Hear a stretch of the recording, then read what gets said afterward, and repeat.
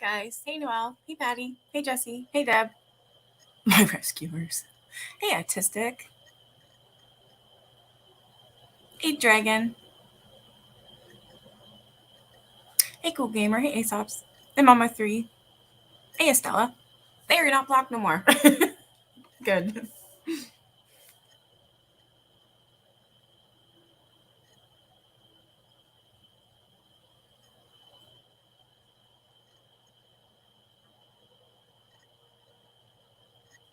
I'm just waiting for Bryson's lab. I sent her the link. Hey, RB. But I'm going to put it in chat as well.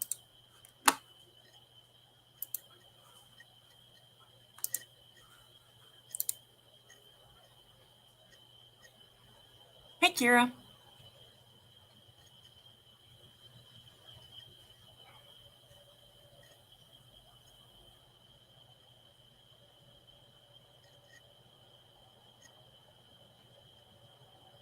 I know, I love it, Autistic. Oh my god, it's beautiful. Like, really beautiful.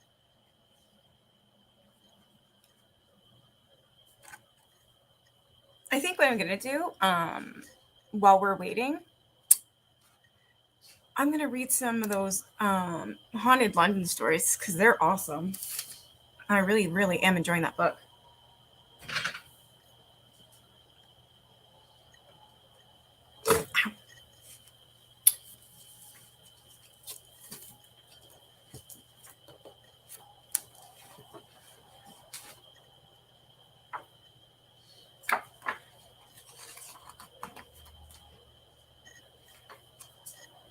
Jack the Ripper. That's one of the books I want to get into. Actually, I have the novel here. I don't know. I'm trying to figure out which one to do next for Thursday. But I think for this month, I'm just gonna do ghost stories and stuff.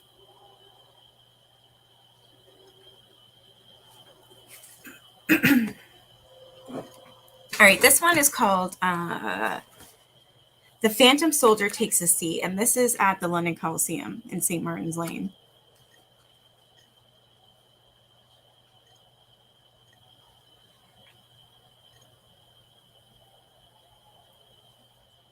It was designed by Frank Matcham in 1904. The Coliseum is London's largest theater with a seating capacity of 2,558. It is also famed as the first theater in England to have possessed a revolving stage. The building was once haunted by a ghostly soldier whose last night of leave had, reputedly, been spent attending a play there.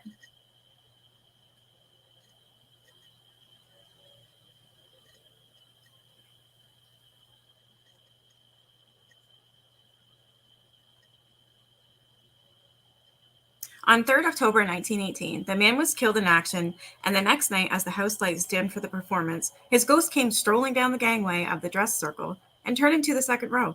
However, as people stood to let him pass, the soldier vanished into thin air. For several years after the cessation of hostilities, this specter appeared frequently at the theater, just as the curtain was about to rise. But now his shade is a little more than a distant memory, and he has not been seen since the 1920s.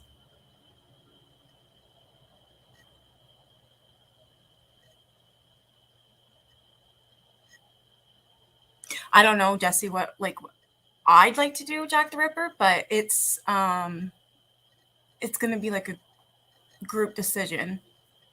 Actually, I have a few I want to do, but we're all going to have to figure it out. I'm not going to read another novel until the end of October. I'm going to stick to my ghost stories. Oh, just one second.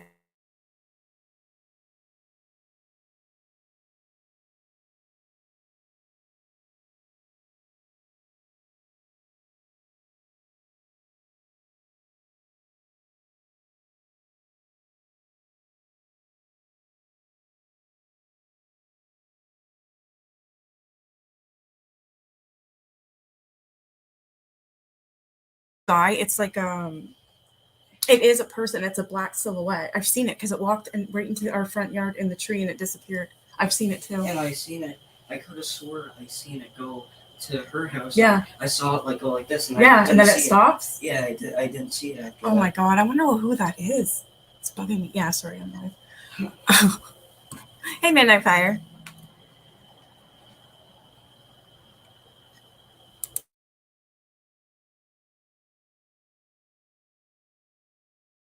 I wasn't hanging around with Alyssa. Okay. Sorry about that. My son just came home. Now I'm not alone in this house.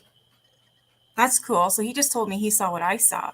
In my front yard, it was weird too, because I was looking at the window of my front door, and I don't even remember what I was looking for, or why I was even looking at my window, but I saw a man. It was like a black silhouette, but I don't know, you just tell it was a man. And I saw him walk across my lawn, and on my front lawn is a great big tree.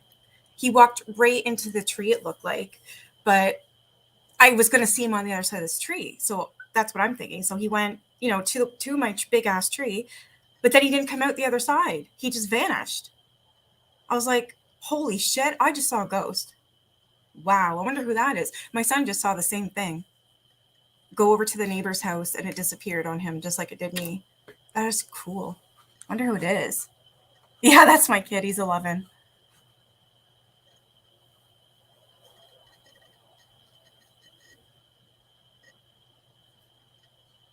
I wonder if there's been like what kind of deaths there's been around here. But that's neat. I was seeing it first, and of course I didn't tell him anything, but he just told me that now. I was like, holy crap. I think we've seen the same one. Because it was weird. It went right, like it was walking on my lawn.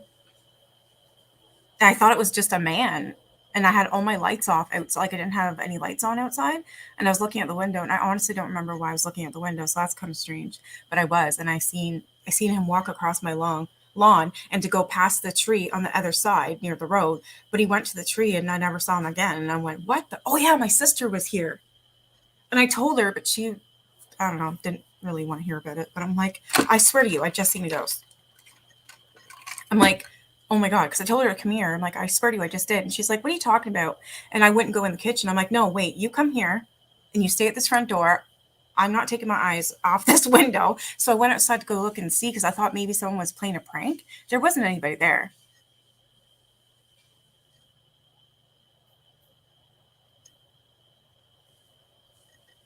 Orbs and feathers, eh? You have a ghost, RB?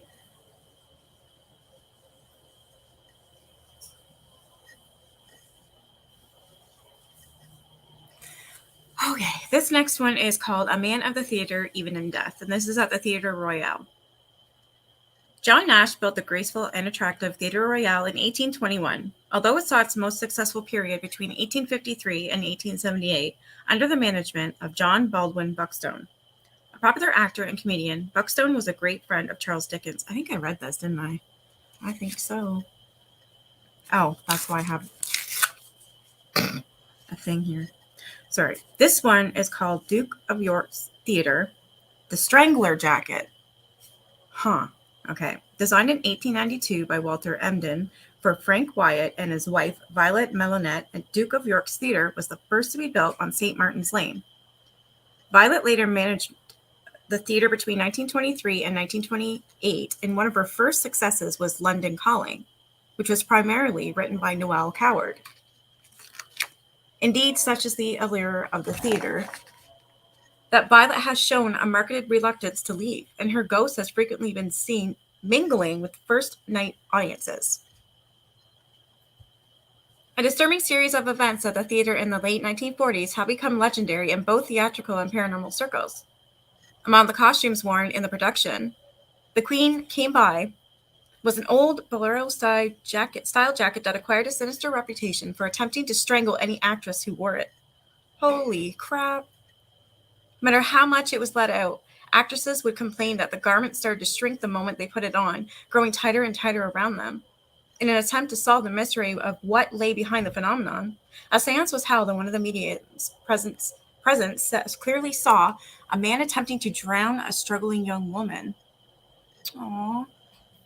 Eventually, the victim's body collapsed, limp and lifeless, and the man proceeded to remove her clothing, including her Borello-style jacket. He then wrapped her corpse in a blanket and carried it away. With such an apparent sinister heritage, the jacket was considered an unsuitable prop, and it was sold on to an American collector of Victoriana. When his wife tried the jacket on, she too experienced the uncomfortable sensation of strangulation. The garment's current whereabouts are unknown. That is creepy.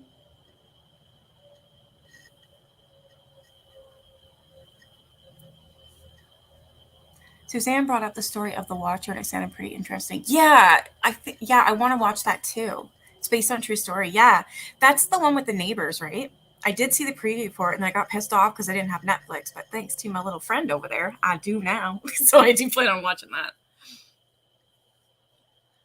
At the Albury Theatre, and this one's called Appearing on Stage.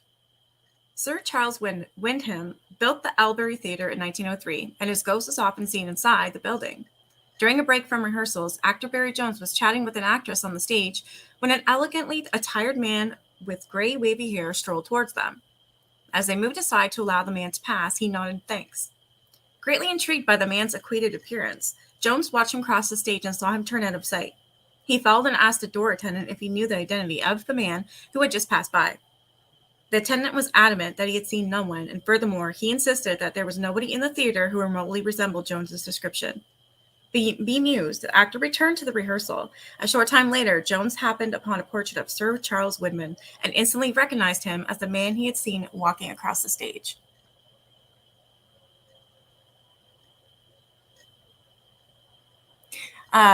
Crystal, yeah, if she's in your dreams, I'm telling you, it's real. I totally believe that. I see my grandfather. I even see my animals always in my dreams. It's like they're right there with me. It's neat. John Snow, Broadwick Street, and this one's called The Phantom with the Blood Red Eyes. Oh my god, this theater is amazing. All right. The John Snow Public House is named for John Snow, the doctor who saved the lives of thousands of Londoners by proving that cholera was a waterborne disease. I didn't know that. Quite who haunts the pub is not known, but several managers have reported feeling an invisible, icy presence brushing past them as they count the takings at the end of the day. Several customers have also recounted spotting a shadowy figure sitting in the corner of the bar, its face twisted into a horrible, pain-racked grimace and its ghastly red eyes staring into space. It has been speculated that it might be the ghost of one of the unfortunate victims of the cholera epidemic, which devastated the surrounding Soho streets in 1854.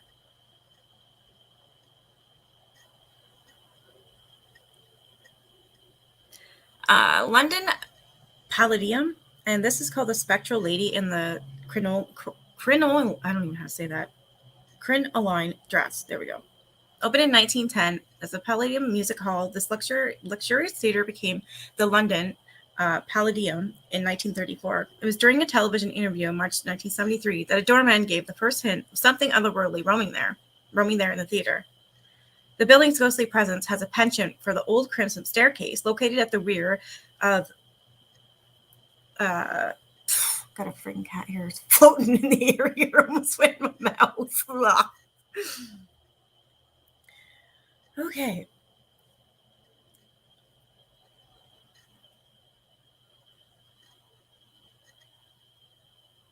It was during a television interview in March 1973 that a doorman gave the first hint of something otherworldly roaming the theater. The building's ghostly presence has a penchant for the old crimson staircase located at the rear of the Royal Circle and which is believed to be a remnant of Argyll House, which stood on the site until 1864. A spectral lady in a crinoline dress has been seen gliding up and down the staircase by a number of people, including usherettes, theater hands, and visiting artistes.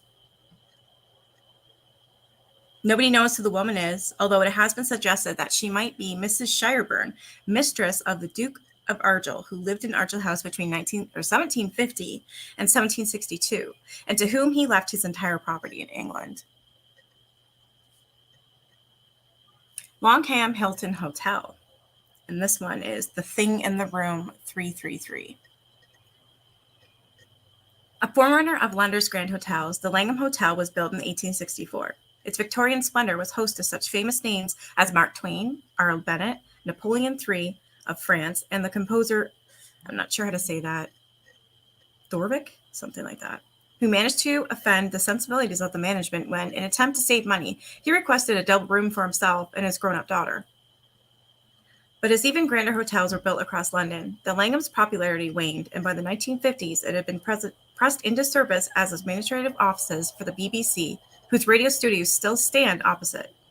Several rooms on the third floor were maintained as accommodation for staff whose early starts or late finishes necessitated an overnight stay. One night in 1973, announcer James Alexander Gordon was sleeping in room 333. When he awoke to find a fluorescent bulb hovering on the opposite side of the room. As he watched it, it began to take on the clearly defined form of an Edwardian gentleman in full evening dress. Summoning up all his courage, the terrified presenter asked who the apparition was and what it wanted. The question seemed to irritate the phantom, for it began to come towards him, its arms outstretched, its eyes fixed and unblinking. Unable to take any more, Gordon rushed from the room and raced down to the commissioner, who was not in the least bit sympathetic and refused to point blank, accompanying him back to the room. Oh my.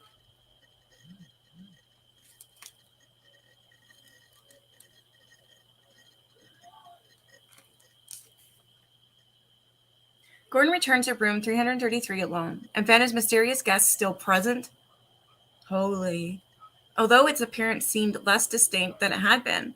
Later, when he told the colleagues at Broadcasting House about his ordeal, others told of encountering the apparition in that same room.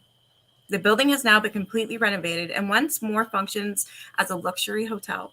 However, ghostly activity continues in room 333. In May 2003, a woman staying in the room checked out of the hotel suddenly without giving any reason for her premature departure. A few days later, she sent a letter explaining that her slumbers had been interrupted by the activities of the ghost that had kept her awake by repeatedly shaking the bed during the night. Although room 333 at the Langham Hilton has now been transformed, its resident's wraith is still known to chill the blood of occasional overnight guests.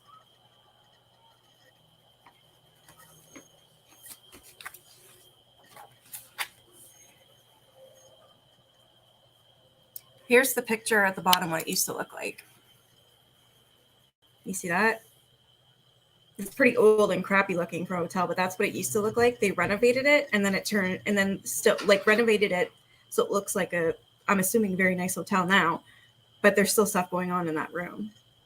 That's creepy. Even looks creepy.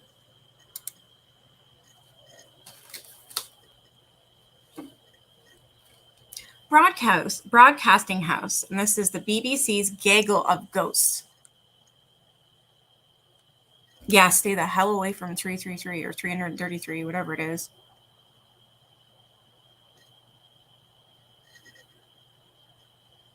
Is it really? So the true story is far different from the Netflix version?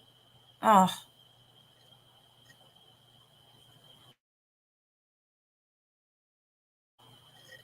Built to house 22 soundproof studios for the BBC Broadcasting House, has remained relatively unaltered since it opened on 2nd May 1932. In 1937, the ghostly figure of a man with fine twirling whiskers and dressed in old-fashioned clothes was seen limping around the 4th floor of the building. So real did he look that members of the staff mistook him for a senior member of the management until, to their astonishment, he began to dissolve before their eyes. A spectre waiter has also been seen wandering along corridors of the building, whilst a phantom musician who appears to be lost has left behind many a bemused witness. When he has responded to their offer of directions by shaking his head and vanishing. Whoa. Yes, there probably is a room 666. I wouldn't doubt it.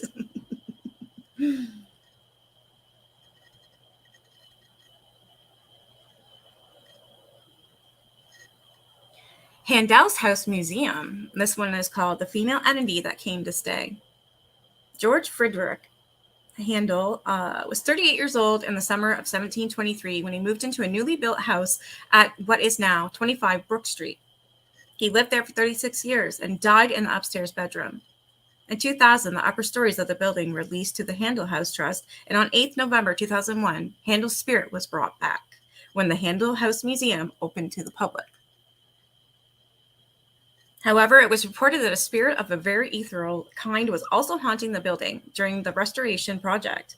In July 2001, the Handel House Trust went as far as to call upon the services of a local priest to see if he could lay to rest the ghost that had been seen by at least 2 people. We weren't sure whether having a ghost would attract or deter customers, commented Martin Eaglestone, a trust fundraiser who twice encountered the apparition in the room where Handel died. In June 2001, he was helping measure up for some curtains when suddenly the air got very thick. The next moment, a shape that resembled the imprint on the back of your retina when you close your eyes, having been looking at the sun for too long, appeared before him. That's very descriptive, eh? I'm gonna read that again. Like, that's why I believe it. Because listen, he says the next moment, a shape that resembled the imprint on the back of your retina when you close your eyes, having been looking at the sun for too long, appeared before him. Mr. Egglestone described the apparition as female and slightly higher than him. He observed how there was no malevolent feeling. It felt like the pressure you get when you brush past someone in the tube and they are too close to you. Staff also reported the strong, lingering scent of perfume hanging in the air of the bedroom. Although Handel lived there alone, but for his manservant, he was visited by two sopranos, Faustina Bordoni and Frances Cozzoni. The two singers fought with each other to perform in the composer's operas, and Mr. Eaglestone raised the possibility that the ghost might be one of them. Interestingly, the upper floors of number 23 next door, which are also part of the museum and used for changing exhibitions, were the home of the rock legend Jimi Hendrix between 1968 and 1969. Oh, that's cool. Yeah, I don't care, Jesse. Pink is pink. I didn't know that. So what is this place? Handel's House Museum. Okay. So Jimi Hendrix was there. It was the home, apparently, of Jimi Hendrix between 1968 and 1969. That's ever cool. He also claimed to have seen a ghost on the premises whilst he lived there. Commenting on... Oh, he did. Oh, so Jimi Hendrix even commented that he's seen her. Commenting on the most recent haunting, a local priest told the Daily Telegraph, "This is a soul who is restless and not at home. I don't see it as evil or horrible, and one should help it to be at peace." Yeah, that's awesome. Here's the house. I don't see anything on it, though, about Jimi Hendrix. It says that George Handel lived here from 1723 and died there. But it doesn't say anything about Jimi Hendrix. I'd be showing Jimi Hendrix or saying something because that's even better if you ask me. So that's the house. Sorry about the glare.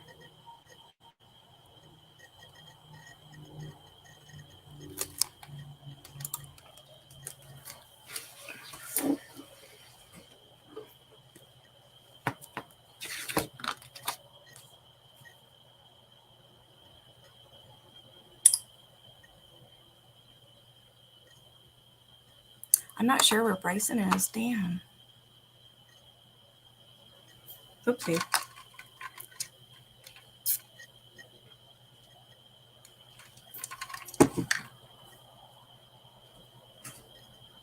Hey, Chin Without.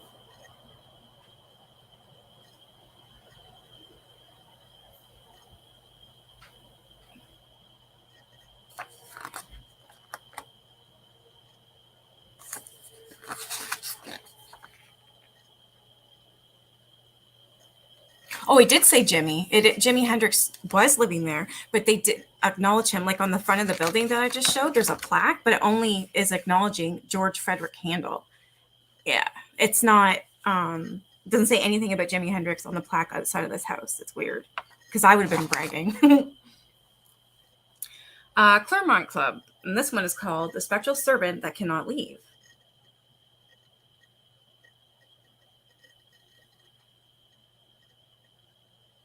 The writer and historian Nicholas Pevsner described 44 Berkeley Square as the finest terrace house of London. While Horace Walpole, who was a frequent visitor, applauded the building's staircase as being as beautiful as a piece of scenery and, considering the space, of art as can be imagined. The house was designed in 1742 by William Kent for Lady Isabella Finch, a maid of honor to George II's sister, Princess Amelia. Behind its elegant facade, which fronts an interior of breathtaking splendor, Lady Isabella entertained many luminaries of her age. proceedings and servants being watched over by her devoted major domo, who cut a dashing figure in his green livery and powdered wig. Lord Clermont subsequently bought the house and frequently entertained the Prince Regent, the future George. Here having passed through the future King George. Here having passed through a succession of owners, in 1959 the Clermont Club took over occupancy, but Lady Isabella's major domo had chosen to linger in spirit form. Over the last 2 centuries, his ghost in smart green uniform and handsome periwig has often been seen flitting up and down the grand staircase, keeping a watchful eye on the playing of roulette and backgammon, which now goes on in the grand salon. The major domo is said to walk with a slight limp, and his appearances are brief, for having satisfied himself that all is well, he melts through one of the staircase doors and ascends the narrow spiral staircase to his bedroom at the top of the house.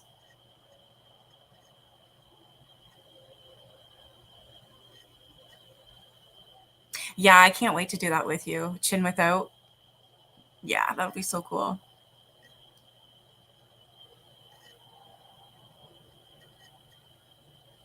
If you're up for it, I'd do it now. I was supposed to have a guest on, but I don't know. I'm not sure where she is.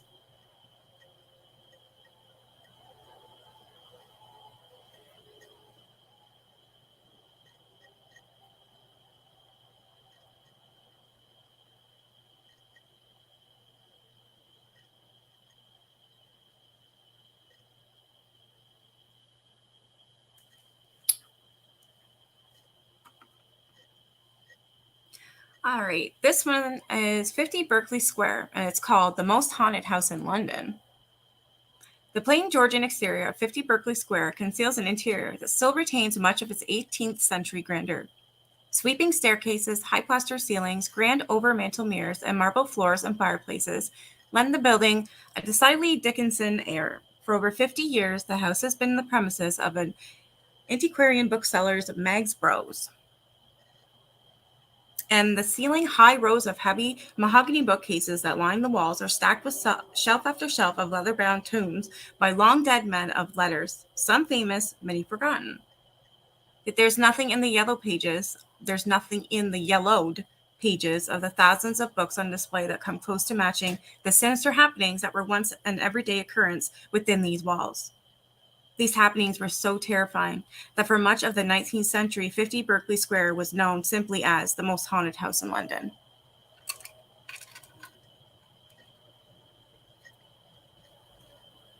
And they were cool, Arby.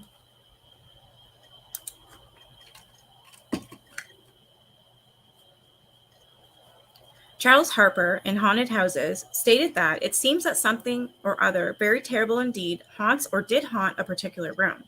This unnamed raw head and bloody bones, or whatever it is, has been sufficiently awful to have caused the death in convulsions of at least 2 foolhardy persons who have dared to sleep in that chamber. One of these persons was a nobleman who scoffed at tales that a hideous entity was residing within the haunted room and vowed to spend the night there. It was agreed, however, that he would ring the servant's bell to summon his friends if he required assistance. So saying, he retired for the night. A little after midnight, there was a faint ring, which was followed by a ferocious pealing of the bell.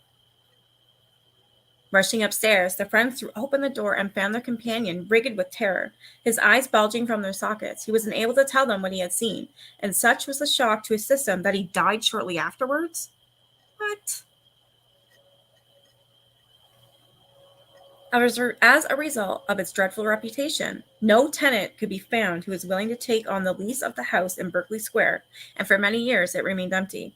But its otherworldly inhabitants continued to be active. Strange lights flashed in the windows and startled passers-by. Disembodied screams were heard echoing from the depths of the building, and spookier still, the sound of a heavy body was heard being dragged down the staircase. Yeah, that's a little creepy.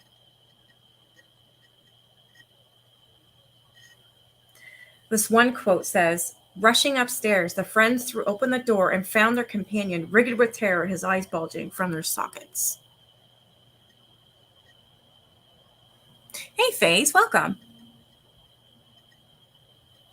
Thank you.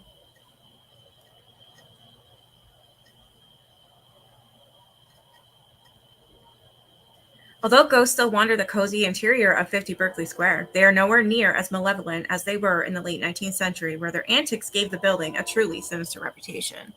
That's actually a really creepy one. Is that the staircase? A man ascending the stairs at 50 Berkeley Square once had his glasses snatched from him by an unseen hand. You have been warned. Wow. Here's the staircase.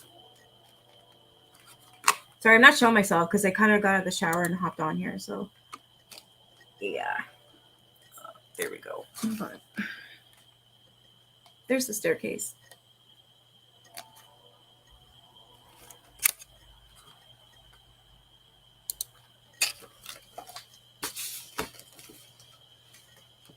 I did try with my Searbox and the Necrophonic app when I was on a camp trip a few months ago. Oh, okay.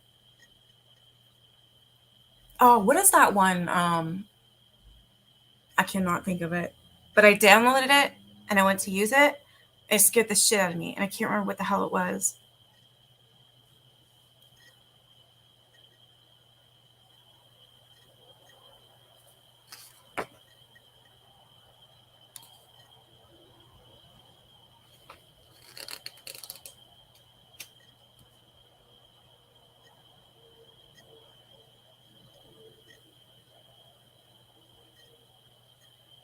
Oh my god, there's another. Oh, that's still a long. It's a longer story. It keeps going. One night, two sailors on shore leave in London were seeking a place to stay and chanced upon the obviously empty house. The pair broke in and made their way upstairs, where they inadvertently settled down to spend the night in the haunted room. They were woken by the sound of a heavy, determined footsteps coming up the stairs. Suddenly, the door banged open and a hideous, shapeless, oozing mass began to fill the room. One sailor managed to struggle past the thing and escape. Returning to the house with a policeman, he found his friend's corpse impaled on the railings outside. His twisted face and bulging eyes, a grim testimony to the terror that had caused him to jump to his death, rather than confront the evil that had entered the room. Holy crap.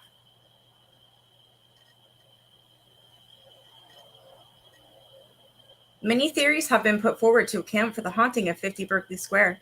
Charles Harper reported that the house had once belonged to Mr. Dupre of Wilton Park, who locked his lunatic brother in one of the attics.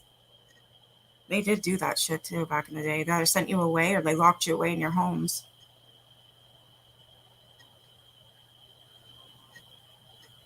The captive was so violent that he could only be fed through a hole in the door, and his groans and cries could be heard in the neighboring houses. When the madman died, his specter remained behind to chill the blood and turn the mind of anyone unfortunate enough to encounter it. You don't even do this yet. Yeah, I'd love to do that, Chin Without. I don't have FaceTime, but I will give you my Facebook. We can do over Messenger, if that's all right with you. I'd love to, anytime. And with even like if I give you, I'll give you my name and everything so you can contact me on Facebook if you have it. That would be probably the best for me. I don't have FaceTime, but you can just message me any time of the day and I'll do it with you. I'm up for that. I'll be right there with you. Oh, we should add like a couple more people to the group even. We'll make it like a group thing. That would be awesome. So it won't just be me.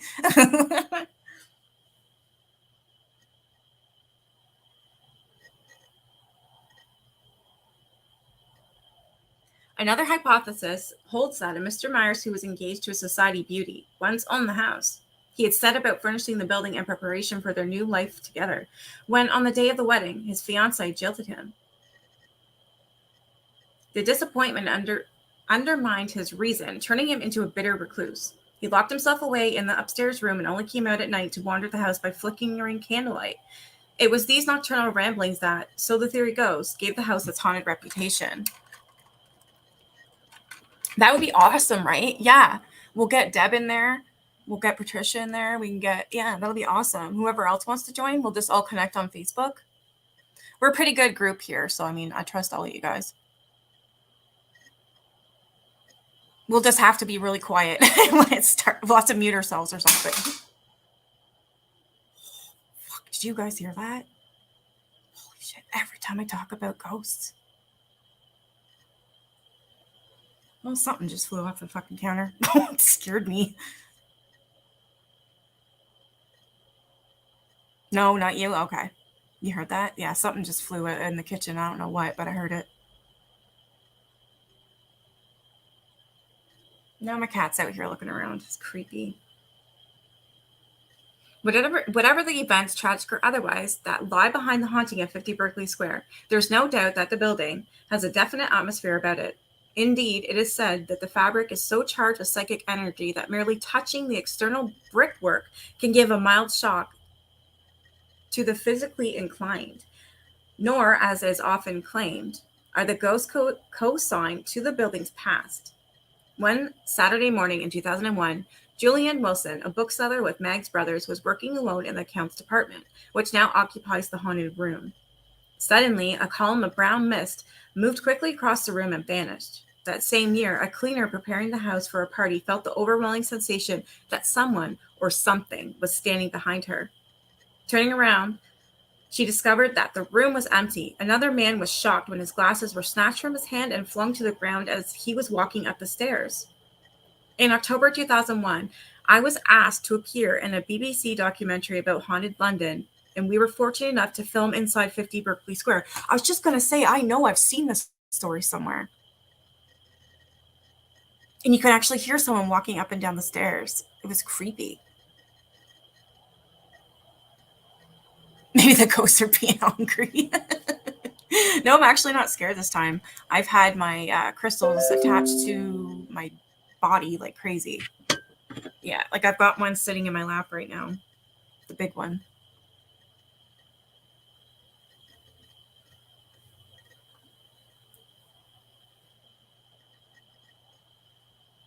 Part of the program entailed the sound man and myself standing within the darkened, haunted room for about 5 minutes, waiting for the signal to switch the lights on. Although nothing actually happened, I can honestly say that I found it a truly frightening experience, and we were both glad to get out of the room and join the rest of the crew outside. Okay, it wouldn't have been this one then. But there is one on YouTube where you can hear these footsteps go up and down the stairs, and oh my God, it was so scary.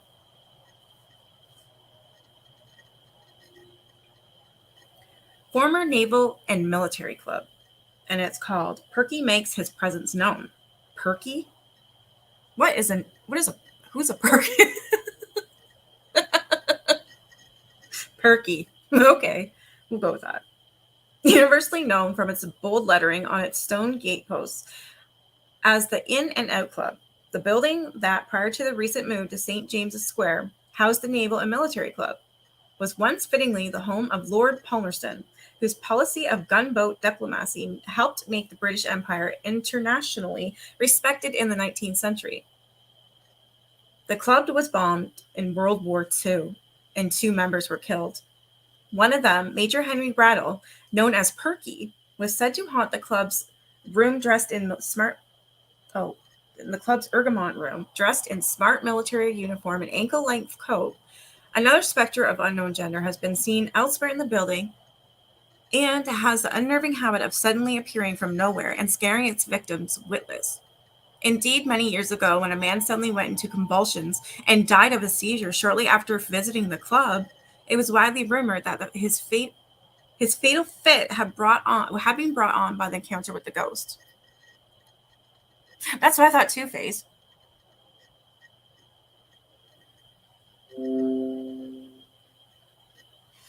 What I do, I got sent a sage stick. So what I did is I lit it on, like I lit it, but I had like a bowl underneath it so the ashes would fall into it. So I'd hold the bowl over here and I would just kind of blow along around my house and make sure you get into the corners, the windows, and just say like, this is my house. My house is safe. This is my safe spot. You know, evil's not welcomed here. And yeah.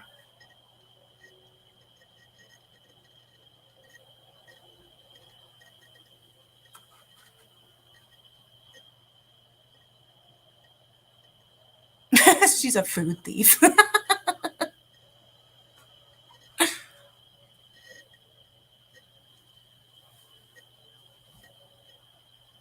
Burlington Arcade. This is weird because I was going to say this name, but it's called Percy the Poltergeist. I thought it was a mess up. And instead of Perky, they meant to say Percy. That's crazy. This one's Percy the Poltergeist. Samuel Ware designed Burlington Arcade for Lord George Cavendish in 1819, reputedly to prevent passers-by throwing oyster shells and other rubbish over the wall of his lordship's home next door, Burlington House. You know how expensive oysters are now? I wouldn't be throwing the shells over there. I couldn't even afford to probably buy one. Wow. The arcade is still patrolled by top-hatted beetles, whose job it is to enforce Regency laws that still forbid shoppers to sing, whistle, or hurry. What? In the 1970s, a leather goods shop in the arcade was plagued by the nocturnal activities of a poltergeist that staff came to know affectionately as Percy.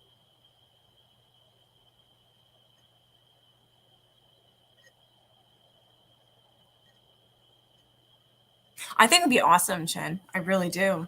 I think that, and I kind of like, not kind of, I do want Deb there just in case she's better. Like, I'll let her talk to you and tell her she's better at, I don't know, explaining things and helping than I am. I'm a chicken shit, but I'll do it. It would seem that objects were lifted off the shelves in the middle of the night to be found the next morning arranged in neat semicircles upon the floor. Scotland Yard detectives have eliminated the possibility of human involvement, found themselves at a loss to explain the phenomenon. Meanwhile, the management of the shop spotted the opportunity to enjoy some amusing publicity, placed a sign in the window announcing, "Poltergeist gladly served without fear or favor." This seemed to curb Percy's appetite for mayhem, and shortly afterwards, his disturbances ceased and have not been repeated since. What? No shit, really, Faze? But it's not even close to the same name.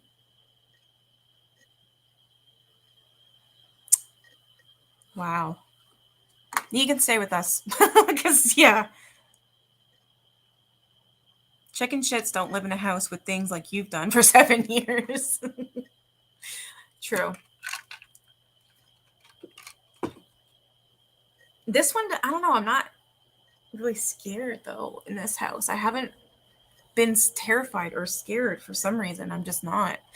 And I tell you, I'm a big chicken shit, and I get scared pretty easy. I'm scared of the dark, for God's sakes. But I don't know. This house just doesn't scare me. It's weird. Fort Nunn and Mason. This one's called The Fair Dodging Spectre of Lady C. Oh my God, I gotta show you this. So here is what I'm reading a true story. Yeah, these are all true stories from London. Haunted London. Yep. I haven't got to read all this yet. She's been caught in a load of lies. Oh, it didn't take long, eh? Good, I'm glad you'll stay. Yeah, they're all true stories. That scares you sometimes. Yeah, I know.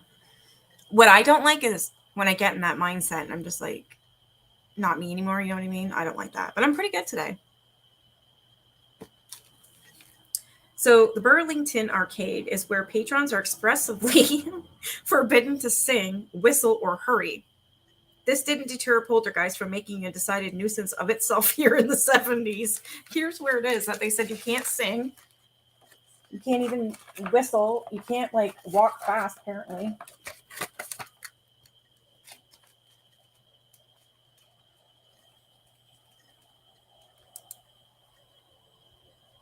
So it's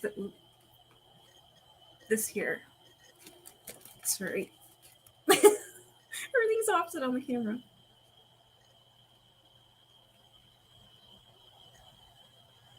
Looks pretty. It looks like I don't know. For me, it looks like it's I don't even know. Like there could be gardens in there or something. Like a greenhouse, but it's definitely not.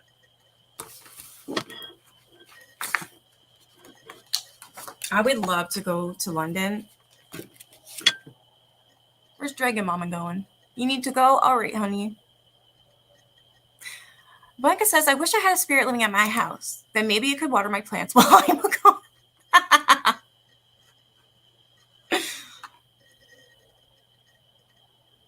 Yes. No, tonight I'm fine. And I think it's because I've been having the crystals on me and I don't know. I feel a lot better today for some reason. I mean, I'm not complaining because for the past couple days I haven't really been myself like at all. I'm good today though.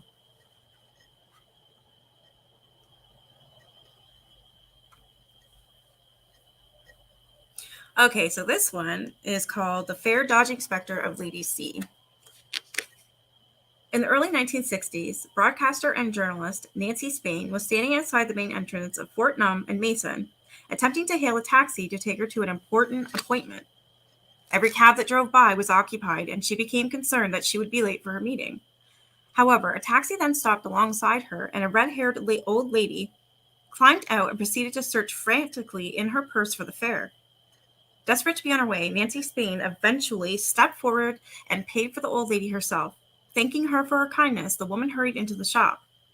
Nancy settled back into the cab en route to her appointment. The driver could not conceal his mirth. You was caught there, love, he told her.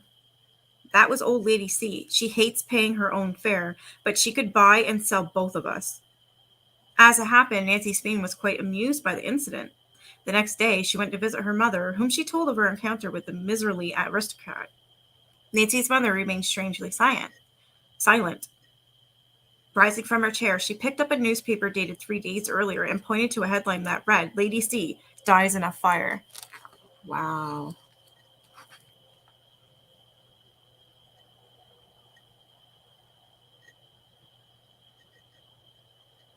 Yours just laughs at you?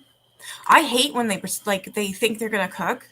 It's like, no, you're not waking me up at 3 a.m. with pots and pans and stuff like that. It drives me nuts because it's like I'm trying to sleep here. I'm serious. This is fucking annoying.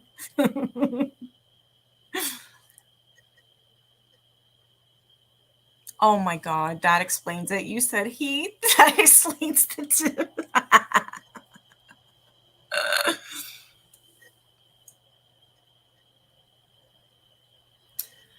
Oh, so this one is the Dickens House Museum, and it's titled Dickens Returns.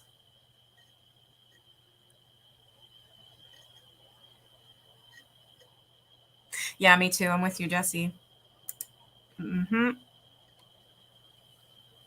For centuries, Clerkenwell, sitting on the banks of the underground River Fleet, included London's most infamous ghettos, and was a place to be avoided. Today, staying into the back streets of Holborn brings you some wonderfully atmospheric places like Lincoln's Inn Fields, where the ghostly vestiges of past executions drift on the night breezes. Well, that's heartwarming. By contrast, Temple is a gaslit oasis from which many former residents are loath to depart.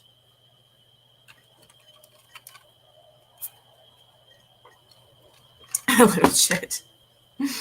They probably can, Jen. Honestly, yeah. My cats see them all the time. All the time. Even my dog. My dog gets really upset, though. He barks a lot. All right, so this is a Dickens House Museum, and it's called Dickens Returns. I gotta show you this. So this is his house that's now turned museum. Like, seriously? It's beautiful. Like, absolutely beautiful. Sorry, I'm trying to get this right. Look at that. It's gorgeous. That was his house. Now it's a museum.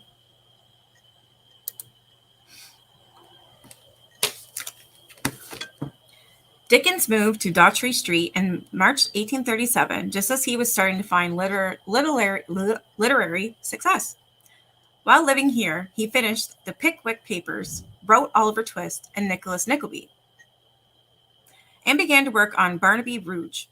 By the time he moved out on December 1839, Dickens was famous throughout the world.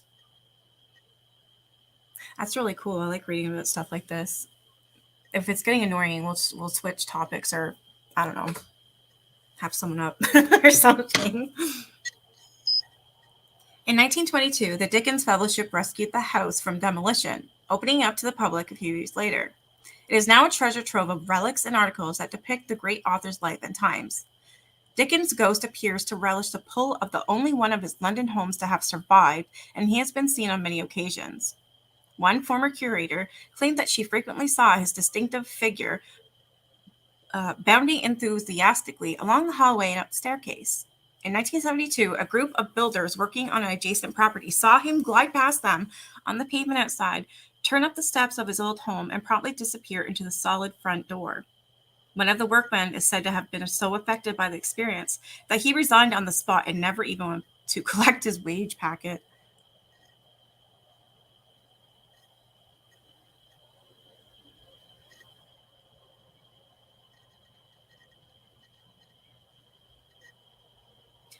And it says below, the Gothic splendor of Lincoln's Inn.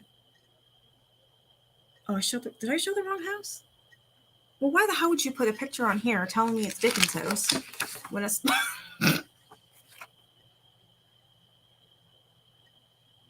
Oh, okay. So yeah, it says below this picture, the Gothic splendor of Lincoln's Inn, New Hall, stands on the threshold of a true time capsule where, in the 18th century, Robert Percival once had an alarming encounter with his own ghost. Okay, so apparently that's not Dickens' house. I apologize. I just assumed it was because it's on this page. Well, then why would you talk about... I'm confused now.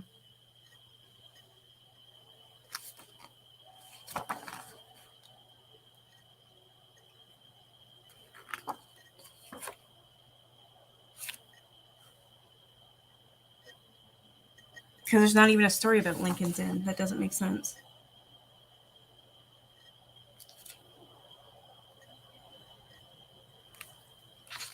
Okay, I'm sorry. Apparently that's Lincoln's Inn. No, it can't be because you just showed me another house. Sorry, this book's confusing, right? Okay, so I don't know. They're saying the Gothic splendor of Lincoln's Inn, New Hall, stands on the threshold of a true crime capsule where, in the 18th century, Robert had once an alarming encounter with his own ghost. Okay, so that apparently is Lincoln's Inn. And then on this side, this is also Lincoln's Inn.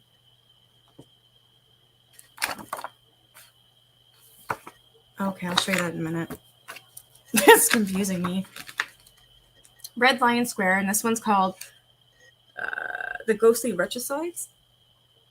The huge trees that tower over the center of Red Lion Square cast it into almost perpetual shadow, and it comes as no surprise to learn that the place is haunted. In 1660, Charles II returned from exile in the Netherlands, and the restoration of the monarchy began. Those who had remained loyal to the royalist cause could look forward to rewards, while those who had supported the parliamentarian campaign and had welcomed the rule of the Commonwealth under Oliver Cromwell could expect retribution. That now, I need a drink. Sorry.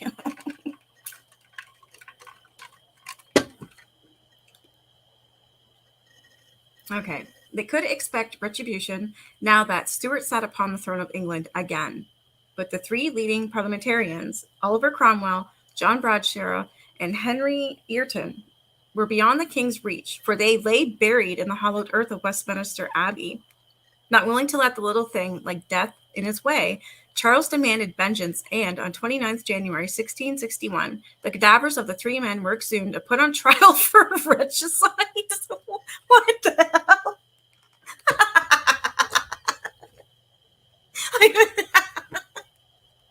I don't even know what that means. What? Regicide?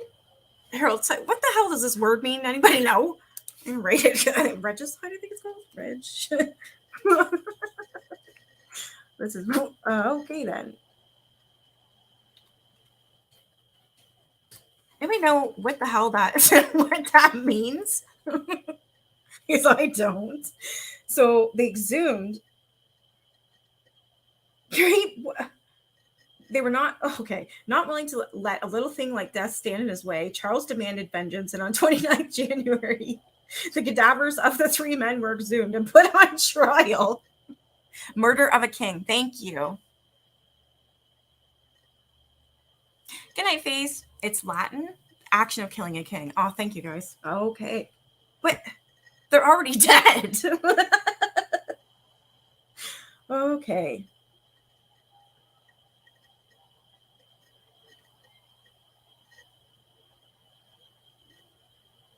Though the men had cheated the axe in life, they would not do so in death.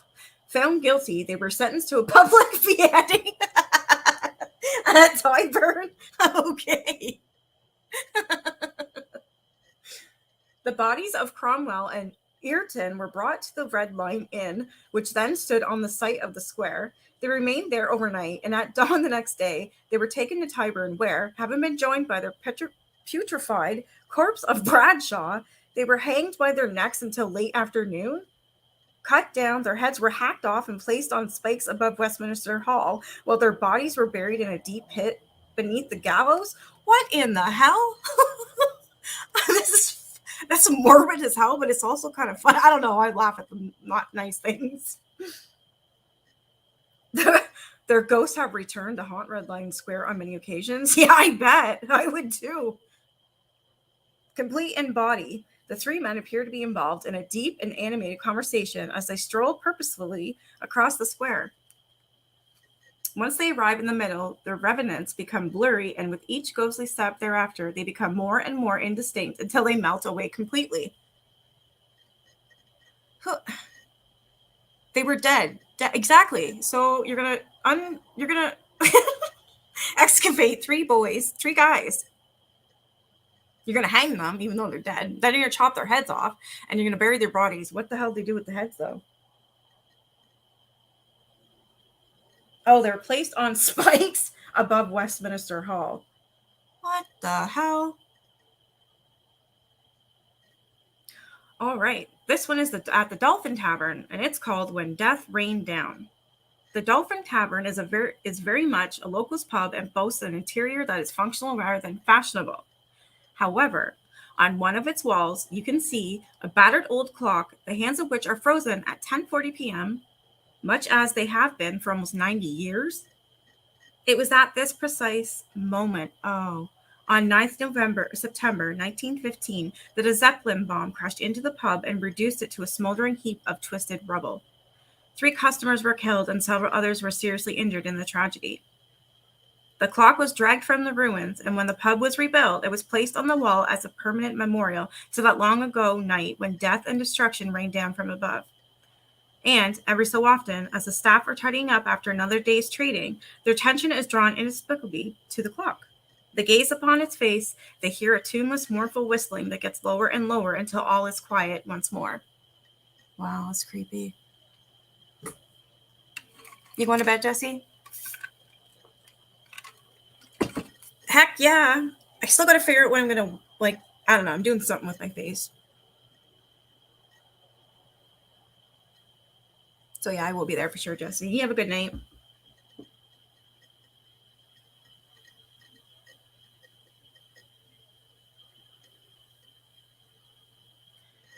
The Ship Tavern, and this is called the Fugitive's Hideaway.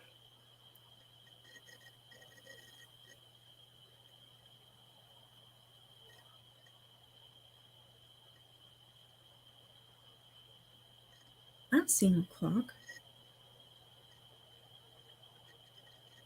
Oh, there it is.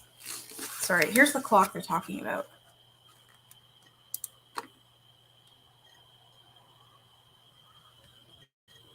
So there's the clock. They saved it. If I ever need it. I really like this book.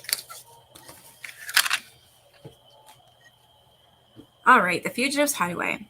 During the despotic reign of Henry VIII, Catholics would sneak to the building that once stood on the site that is now occupied by this cozy 18th century hostelry to attend mass, conducted by outlawed priests. An outlawed priest? What? Lookouts would be posted around the neighborhood, and a prearranged signal would warn the congregation when the king's zealous officials came into view. The warning would, hopefully, give the priest time to escape into one of the pub's several hidey holes and allow the congregation time to take up their tankards and become just another group of regulars? You're gonna, oh my God, my son's going as Michael Myers, Jesse. That's hilarious. Listening as the king's officers searched for them, knowing that discovery would mean imprisonment, torture, and certain death, those brave priests must have been quaking with fear, and the feeling of relief when the officials had departed and they were able to creep from their hiding places must have been immense. It is this aura of relief that pervades the atmosphere of the pub, and the staff are extremely fond of their happy ghost. He never actually shows himself, but makes his presence known with his mischievous pranks, such as hiding cooking utensils for a few days or moving cellar keys to other parts of the pub.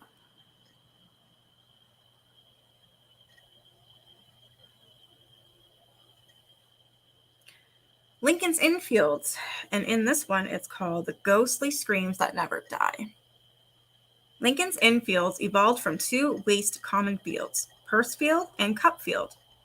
Although it is now the largest square in London, surrounded by an electric and elegant mix of buildings and houses of all styles and from all ages, there was a time when it was used as a place of public execution. Oh, crap, of course it was.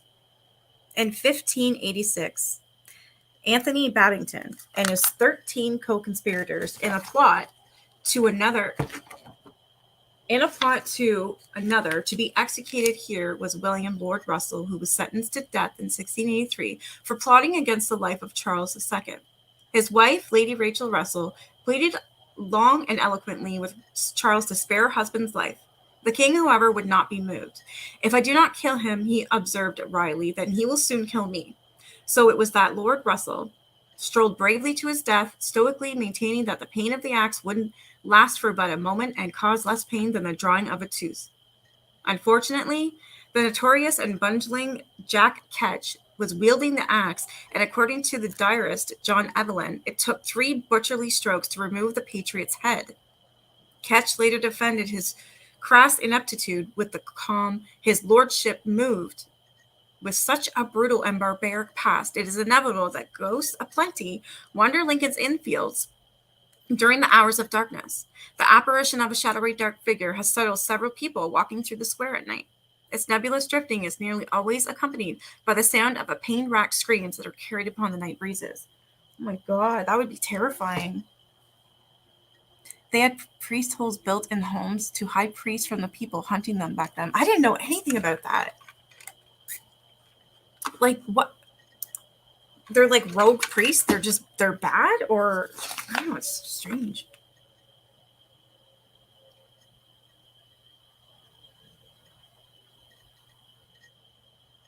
An outlawed priest.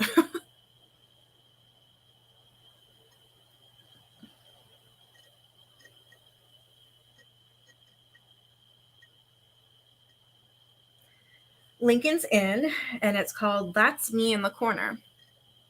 Lincoln's Inn is one of London's 4 Inns of Court, societies to which England's barristers and aspiring barristers must belong.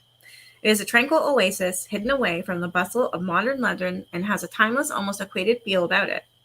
In the 18th century, Robert Perceval, cousin of Spencer Perceval, the only British prime minister ever to have been assassinated, came to read law at Lincoln's Inn. However, he neglected his studies in favor of more pursuits and fell into a thoroughly dissolute lifestyle. One night, however, he took a break from his usual nocturnal activities of drinking, gambling, and whoring.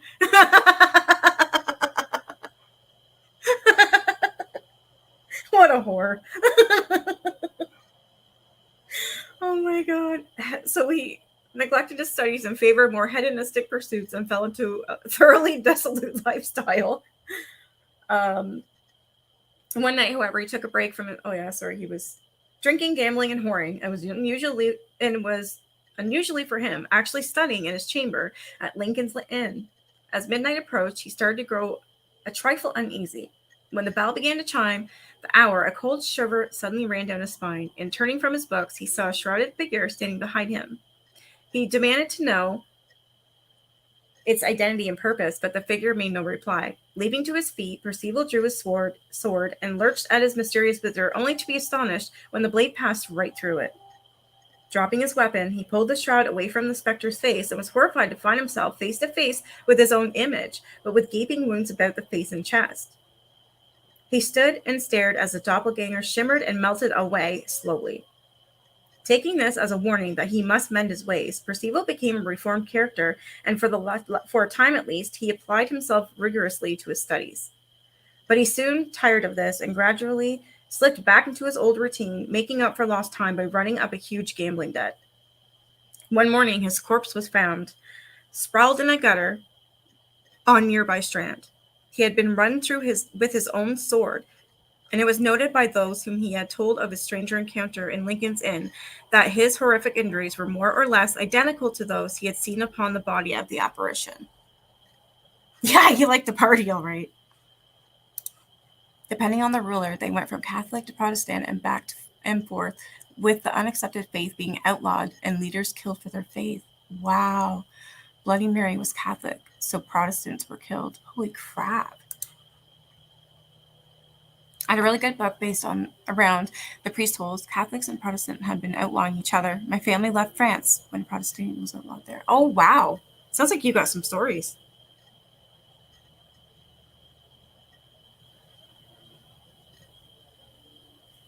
Ghostly moans and agonized cries have been known to shatter the stillness of Lincoln's Inn fields in the dead of night. Yeah, I didn't know about the priest either. This is the place where you hear the screams.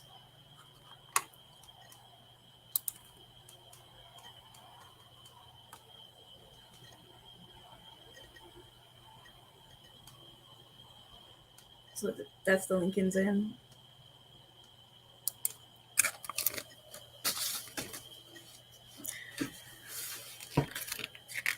Somerset House, and this one's called the Heroic Spectre. Somerset House is so named as it stands on a site formerly occupied by the first Renaissance palace in England, which was built between 1547 and 1550 for Lord Protector Somerset. The current building dates from 1775 and was designed by the architect Sir William Chambers. The building that surrounds its inner courtyard were formerly home to various Admiralty officers. Lord Horatio Nelson was a frequent visitor to Somerset House and came here to receive his orders to engage Napoleon's forces. Having achieved victory, he was fatally wounded in his moment of triumph. Nelson's glowing, though feeble form has sometimes been seen almost skipping across the courtyard of Somerset House on a bright summer morning. An empty sleeve swings by his side, and a wispy transport cloud hovers above his head. But should anyone approach him, he vanishes in a puff of smoke. I want to check that out too. Yeah, these stories are interesting. Like, not only are they ghostly, but there's some stuff in here I didn't know about.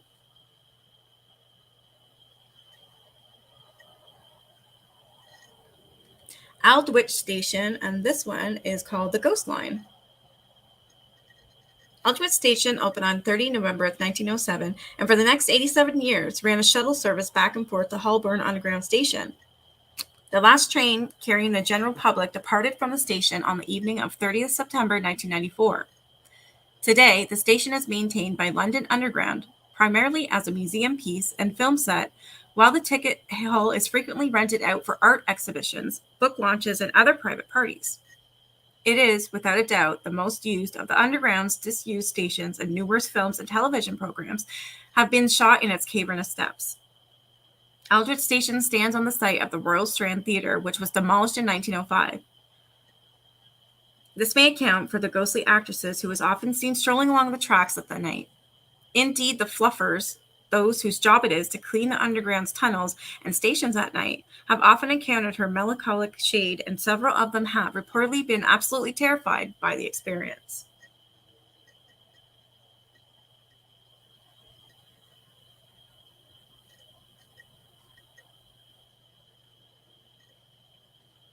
The George, and this is called the Handsome Phantom.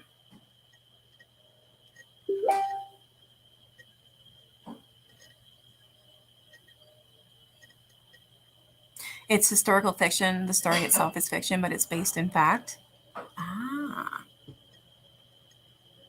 All right, the Handsome Phantom. Although the current black and white timbered frontage of the George pub dates from the 1930s, it stands on much older foundation and is the haunt of ghosts of 17th century origin. One morning during the refurbishment in the 1970s, a gang of painters and decorators arrived to begin work at the pub. Having allotted various tasks to his men, the foreman went down into the old cellar and set about whitewashing its walls. After about 20 minutes, he came racing back upstairs.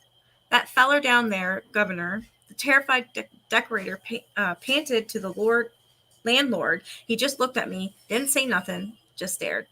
The landlord calmed him down with a glass of brandy and then asked him what the man had looked like. "All historical, like them round heads in Cavaliers," came the breathless reply. The landlord nodded. "Oh, I shouldn't worry about him," he reassured the fortunate workman. "That's just the ghost. My wife sees him all the time. Quite who he is or was, nobody has been able to ascertain, but there is a long tradition of his handsome phantom appearing to startle witnesses in the cellar of the George."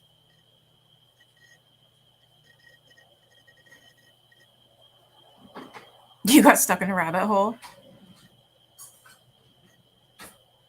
Yeah, I love nonfiction. This is Wig and Pen Club. This happened in the Wig and Pen Club, and it's called Ghostly Football.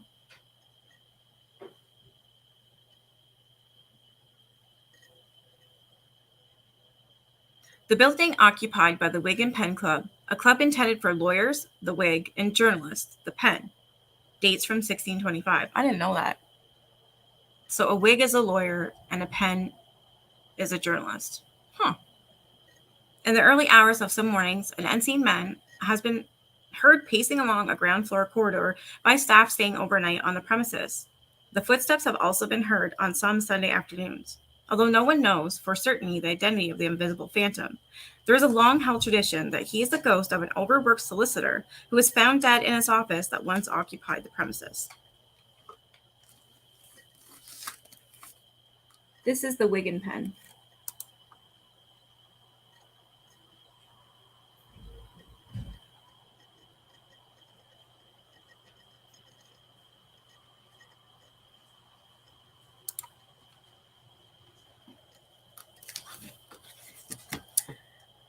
Do you want the window, my dear? You want the window? There you go, you beautiful kitty. Temple, and this is called The Judge Goes By. The quiet, cloister-like middle and inner templates comprise two of London's four inns of court, amongst the timeless alleyways and courtyards of which barristers, the wigged and robed advocates of the legal profession, have their chambers. It is a tranquil area that time and progress have left untouched, and its enchantment is not at all, or is at its most magical on dark winter nights, when the flickering glow of a gaslight casts eerie shadows upon buildings that seem almost marooned in a bygone age. It is on such nights that the Temple's resident stirs from the eternal slumber and hurries once more through places he knew well in life. Henry Hawkins was one of the 19th century's most respected advocates.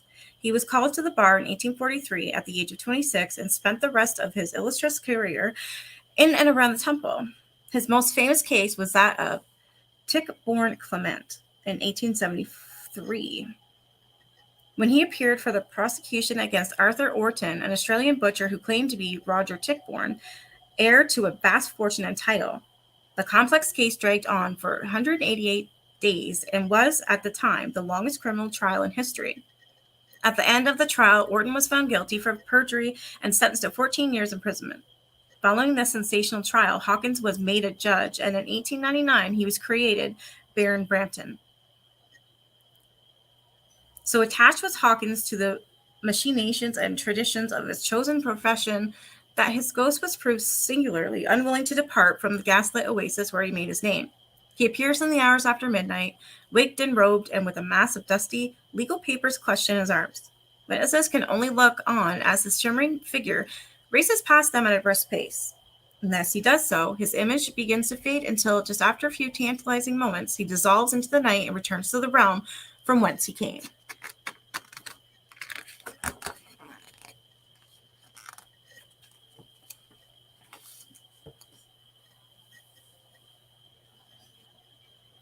Ye Old Clock Tavern. And in this establishment, story is Oliver Goldsmith's macabre meanderings. Dating back to the mid 16th century, Ye Old Dating back to the mid 16th century, Ye Old Cock Tavern is Fleet Street's oldest pub. It stood on the opposite side of the road originally, but moved to its current location in the early 19th century. Past patrons have included Samuel Pepys and the poet Alfred Lord Tennyson, who once composed a poem to the pub's head waiter. The pub is haunted by the writer Oliver Goldsmith, who is buried in Temple Churchyard to the rear of the establishment. One night in September 1984, an Australian barmaid was given the task of taking out the rubbish, which was left for collection behind the building. Opening the door, she found herself face to face with the disembodied head of a man, which was floating in midair before her. I would shit.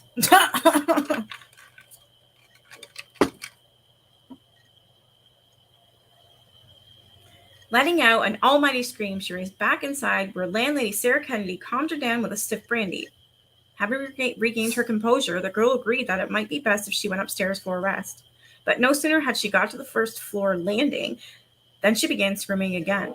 Her colleagues rushed to her to assist and found her looking aghast at a picture of Oliver Goldsmith that was hanging on the wall. "That's him," she cried. "That's the face I saw." And this was Oliver Goldsmith. So can you imagine? This is the floating head she saw. Look at that. Yeah, like I said, I would shit. Ye Old Mitre Tavern, and the story with this establishment is called London's Most Hidden Pub. Tucked away down a narrow alleyway that runs between Hatton Garden and Ely Place, Ye Old Mitre Tavern is a true gem of bygone London. It dates back to 1546 and was built for the servants of the Bishop of Ely, whose London's palace then stood nearby. Indeed, the stone bishop's mitre that adorns one of the pub's outside walls was reputedly stood over the main gate of Ely Palace. Encased in the glass by the door of the front bar are the remnants of an ancient cherry tree, around which Elizabeth is said to have danced the May dance with one of her favorites, Sir Christopher Hatton, to whom she awarded Ely Palace, having evicted the then bishop.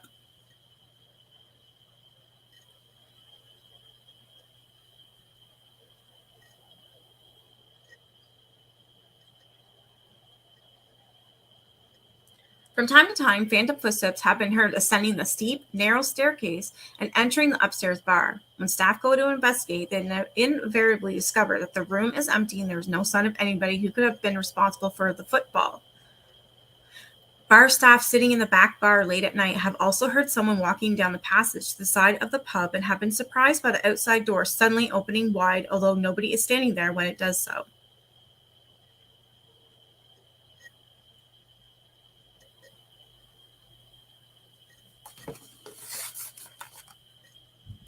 This is the Ye Old Cock Tavern. Oops. So yeah, it's like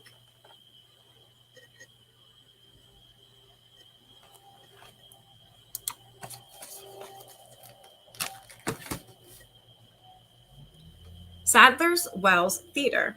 And in this place, the fears of a clown.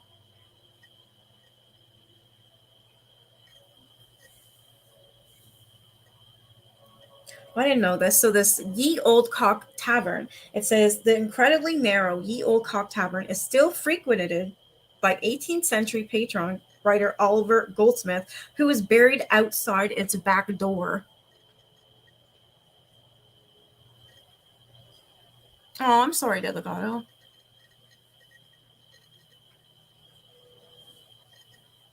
All right, this one's called The Fear of a Clown.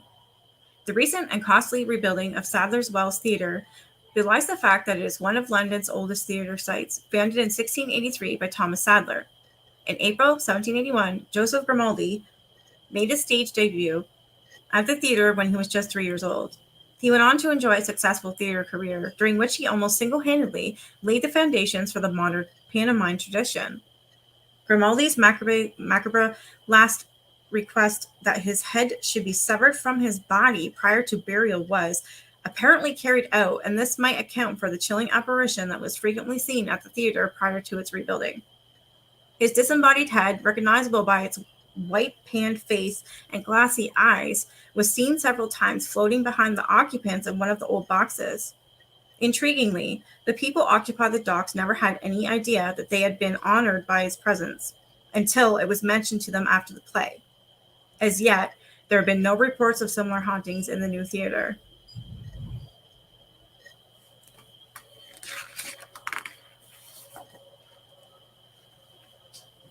I'm going to stop there because the next chapter is the city and the East End.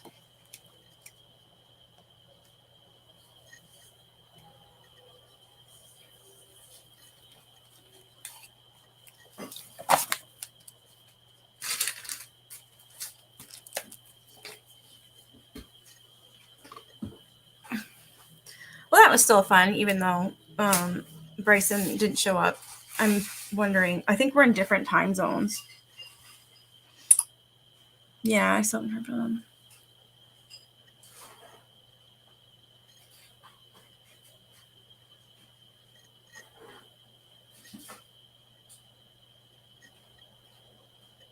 Oh no, we'd be on the same. I actually really enjoy those stories. They're really cool. I like that book.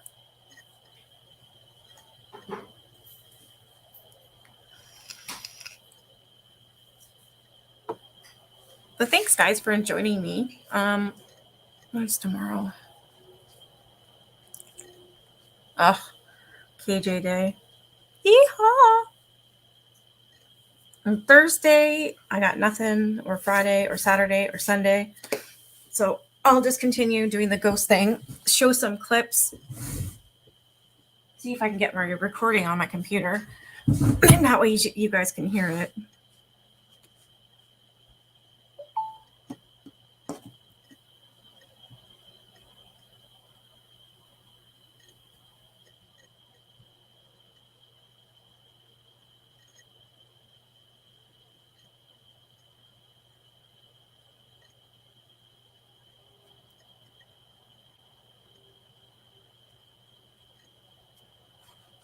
Yeah, UFOs. We could do that. That would be a good idea. I had one book, and actually it's a pretty good read. It was called Communion. It was pretty good, actually. The way they described how our species are compared to them is wow.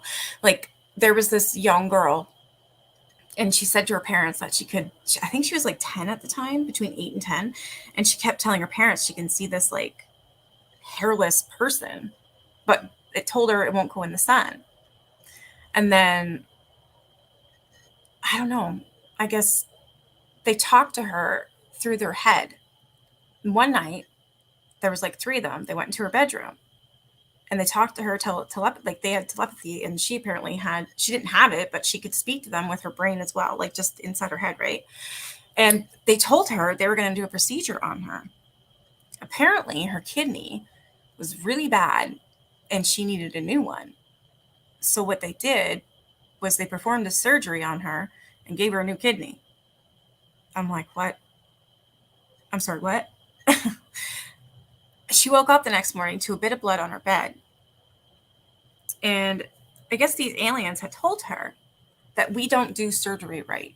We don't know what we're doing. Meaning, say if somebody needs a lung transplant, you need to go to someone that's just like you. Like, say I need a lung transplant. They need to find someone who's 38, in my shape, that's very similar, I guess, and do it that way. I can't just get a set of a pair of man's lungs, because it won't work. And it often never does, like stuff like that. You know what I mean? I don't know. I have to read it again. It was really bizarre. But it was like, I don't know. It was really bizarre. But they told this little girl that we don't do our research. We we don't do our surgeries right. If they were to do that, say I need a kidney, don't give me a like 50-year-old man's kidney. It's not going to take. I need a kidney from someone who has died that's just like me, my age, a female, my age, you know what I'm saying? Yeah, you have to match tissue and stuff. Thank you. And they were saying that, and they're saying that our doctors are backwards and this and that. And I guess the kid tried to explain it to her parents, and her parents are like, holy shit, how did this happen? She's got a new kidney and blah, blah, blah. I'm like, wow. That's part of your job? Actually, would be interesting. The Michigan UFOs, documented by weather radar station, track them. That's crazy, yeah. Your sister's getting a kidney soon?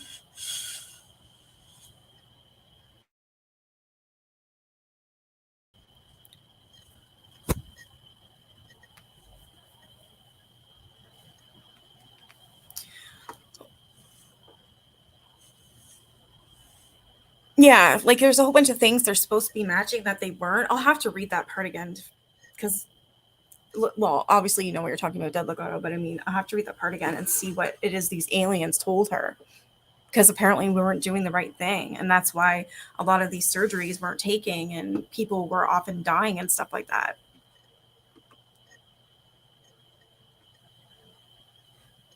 Ah. Why are you licking my cup?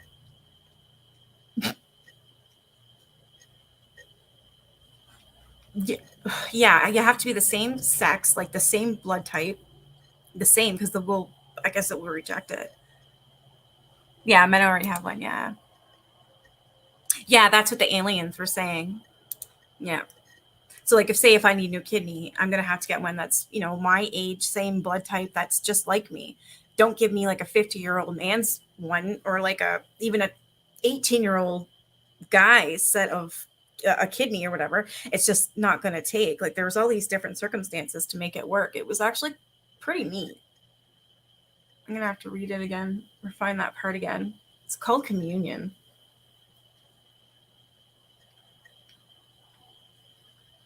You have fun licking my cup? Weirdo. All right, I'm gonna get off here now. I gotta get my kid ready for bed. It's school night. I'll be back tomorrow. Yeah, I'll see if I can make another video or something to do with ghosts. I hope so. I'm not too busy. Don't me. All right, you guys have a good night.